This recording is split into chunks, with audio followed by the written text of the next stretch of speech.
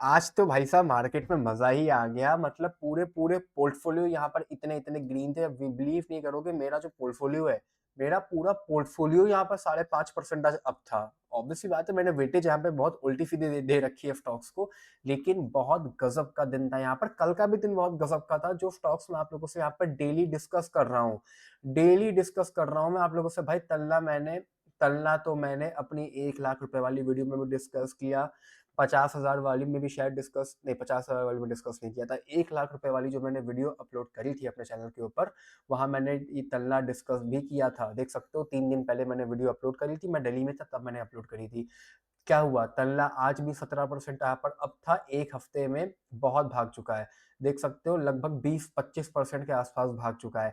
ये सारे स्टॉक्स यहाँ पर अंडर वैल्यूड थे, मैं तभी डिस्कस कर रहा था। मुझसे सुबह किसी ने कमेंट में पूछा कि कैम्प्स मुझसे रह गया, कैम्प्स मैं बाय नहीं कर पाया 3100 पे, तो क्या अब मुझे ये वापस 3100 पे मिलने वाला है? इसका जवाब है स्ट्रेट फॉरवर्ड ना, बिल्कुल नहीं। वापस थोड़ी 3100 पे जाने वाला है। अब जो चीज़ छूट गई वो छूट गई। अभी भी बाय करो तो कोई दिक्कत नहीं है। बस फ़र्क इतना है कि मैंने बाय किया ज़ीरोधा वाले अकाउंट पे। ज़ीरोधा वाला अकाउंट तो अब मैं आप लोग को दिखा भी देता हूँ। कल-परसों में दिखा दूँगा फिर से मैं।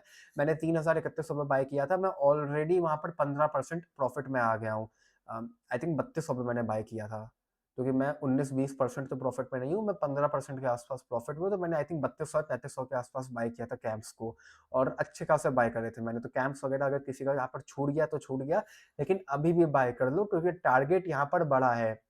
मैं रोज़ वीडियो में कह रहा हूँ, जो मार्केट में अभी पैसा लगाएगा, उसका पोर्टफोलियो 2 साल के अंदर 100% का रिटर्न देगा। और फिर यही सारी बातें फिर बाद में फिर याद आती हैं कि तब कहा था, तब बाय नहीं किया ना। तो ये सारी इसलिए मैं कह रहा हूँ कि बाय करो, चीज़ों को बाय करो। और अगर किसी का पोर्टफोलियो लॉस में है और स्टॉक्स सिलेक्शन बहुत खराब है, तो प्लीज़ उन स्टॉक्स को बेचो। उसको वो स्टॉक्स पे क्यों रिकवरी पे ध्यान दे रहे हो कि अगर मैंने रिलायंस परचेज़ किया था, एग्ज़ाम्पल दे रहा हूँ, और अगर रिलायंस आज गिर गया है, तो मेरे को रिलायंस से ही रिकवरी चाहिए। अरे पैसा तो गया तुम्हारा, वो तुम बेचो ना बेचो, तो उससे तो वो उसको बेच के वो परचेज़ करो जो जल्दी रिकवर करेगा। क्योंकि जितना जल्दी रिकवर करेगा, उतना जल्दी फिर आप प्रॉफ़िट में आओगे। अगर लोगों को लगता है कि यार मैंने ये स्टॉक बाय किया था और ये गिर गया, तो मेरे को यही स्टॉक से पैसा वापस चाहिए। ये तो ईगो वाली बात है ना। वहाँ तो गलती आप मान ही नहीं रहे हो कि मेरा स्टॉक सिलेक्शन खराब था, मैं बेवकूफ़ था जो मैंने वो बाय किया। वो तो साइकोलॉजी दिमाग में आपके आ ही नहीं रही है, वो तो ईगो पे चली आ रही है बात ना आपकी कि मेरे को वही स्टॉक चाहिए। अगर वो गिरा था तो वही बढ़ेगा, भले ही दूसरा 10 गुना हो जाए ना, मेरे को रिकवरी करके देगा। ये तो ईगो वाली बात है।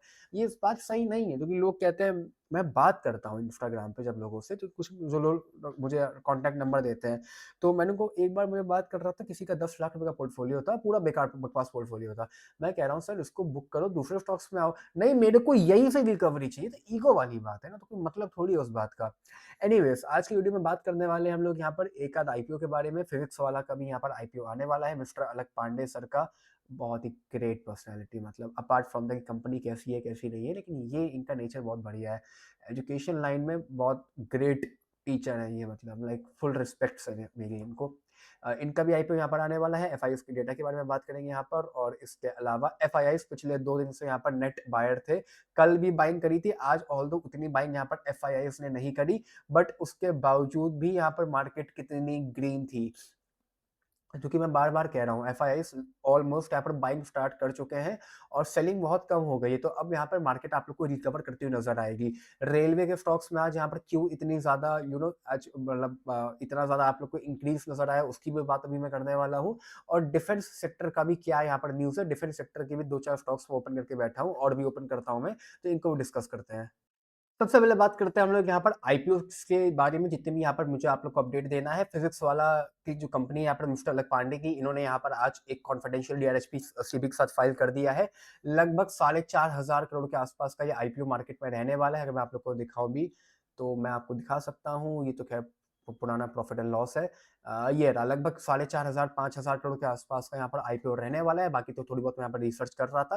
कंपनी यहाँ पर फ्रेश इशू भी लेके आने वाली है, और ऑफर फॉर सेल का भी अमाउंट यहाँ पर रहने वाला है। कंपनी ने यहाँ पर अपने जो भी क्या कहते हैं उसको, ये बैंक्स वगैरह थे, उनको भी यहाँ पर लीडिंग मैनेजर्स उनको भी सिलेक्ट कर दिया है। कोटक महिंद्रा कैपिटल है, एक्सिस बैंक है, जेपी मॉर्गन है, एंड गोल्डमैन सैक्स यहाँ पर रहने वाले हैं। 2025 के अंदर इनका आईपीओ यहाँ पर आ जाएगा, जैसे यहाँ पर इनको अप्रूवल मिल जाएगा। उसके बाद एलजी को अप्रूवल मिल चुका है। आई होप एलजी, आप लोग को मैंने यहाँ पर कल भी अपडेट दिया था, आज फिर से अपडेट दे रहा हूँ। एलजी को अप्रूवल मिल चुका है, एलजी कभी भी अपना आईपीओ यहाँ पर ला सकता है, हो सकता है वो यहाँ पर कल अपनी डेट वगैरह अनाउंस कर दे।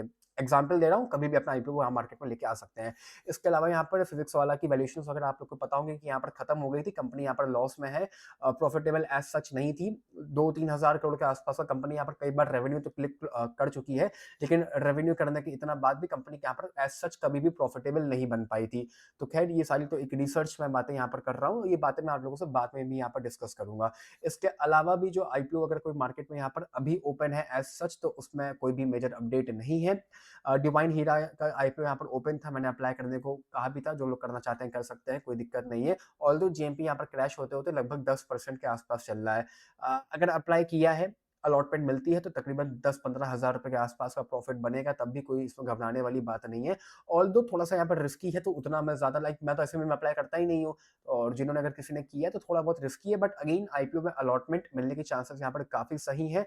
हर 6 में से 1 आदमी को यहाँ पर अलॉटमेंट मिल जाएगी, तो आईपीओ में अलॉटमेंट हो सकता है कि यहाँ पर ईजिली बहुत लोगों को मिल जाए। लगभग 16-17% के चांसेस हैं आप लोग को अलॉटमेंट मिलने वाली है, और लगभग 83% है कि अलॉटमेंट यहाँ पर नहीं मिलेगी।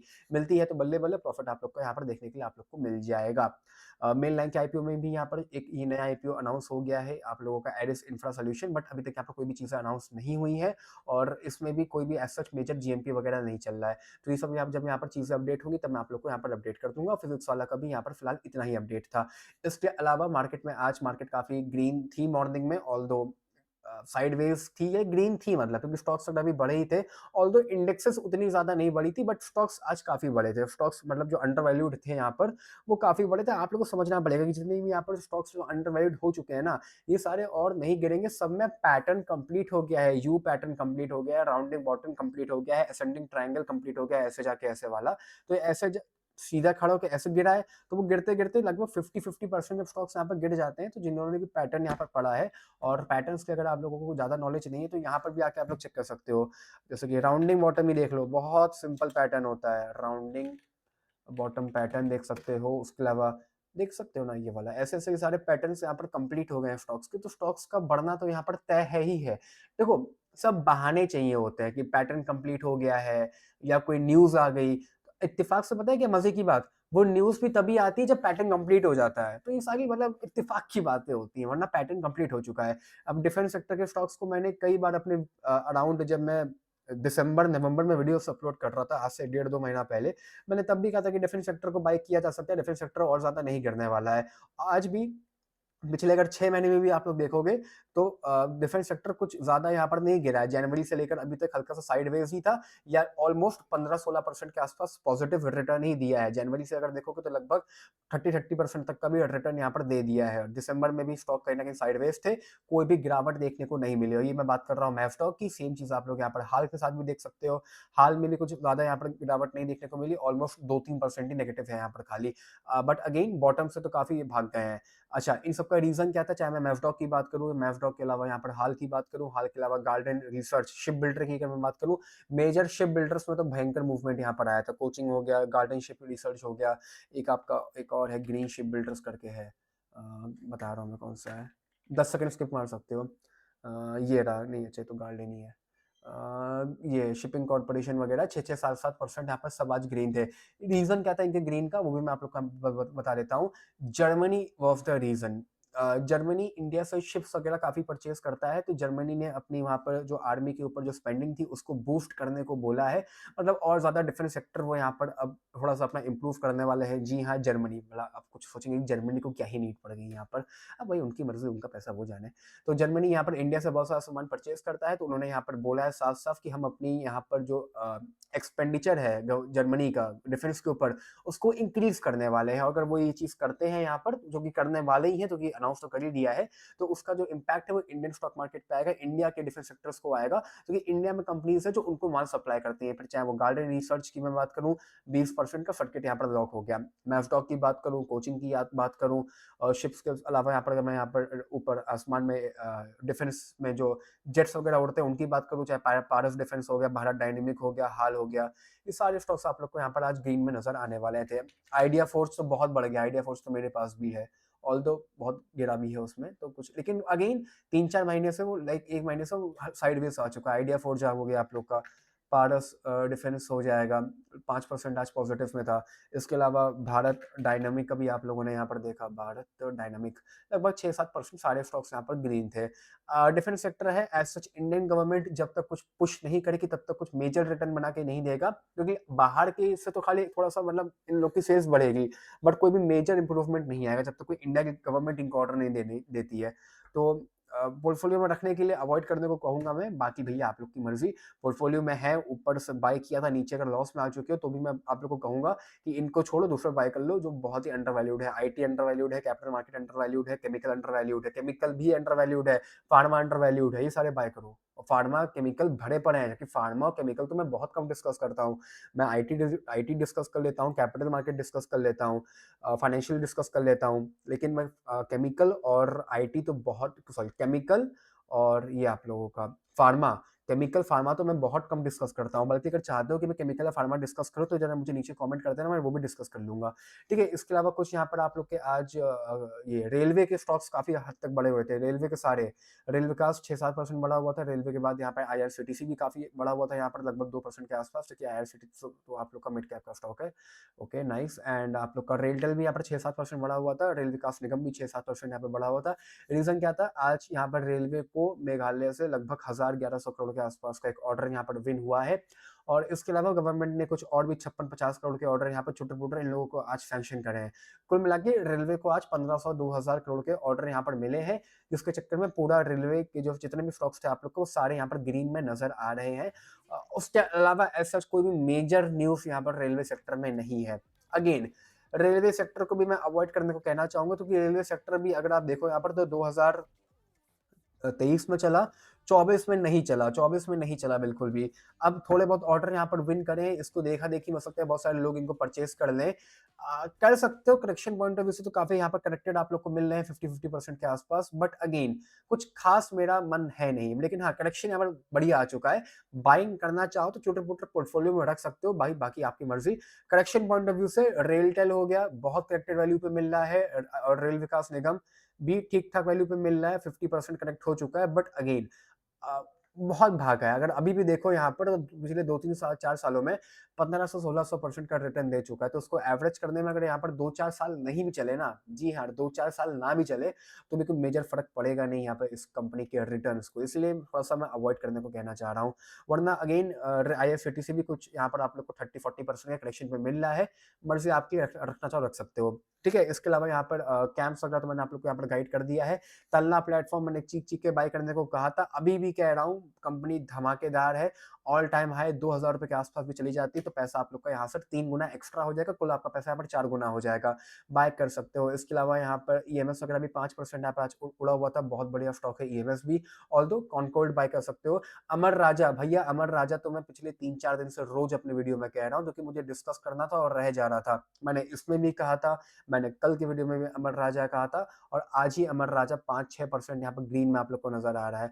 अमर राजा भी क्योंकि बहुत करेक्ट हो चुका है, ठीक है, अगर यहाँ पर देखोगे अगर आप लोग 1700 रुपए से लगभग आप लोग को 1000 रुपए के आसपास मिल रहा था, मतलब कि अगर अभी कोई बाय करता है अपने ऑल टाइम हाई पे चला जाता है तो ऑलमोस्ट 1000 से 1700, मतलब कि 70% आप प्रॉफिट में आ जाओगे, और 70% प्रॉफिट ये सब बहुत प्रॉफिट है।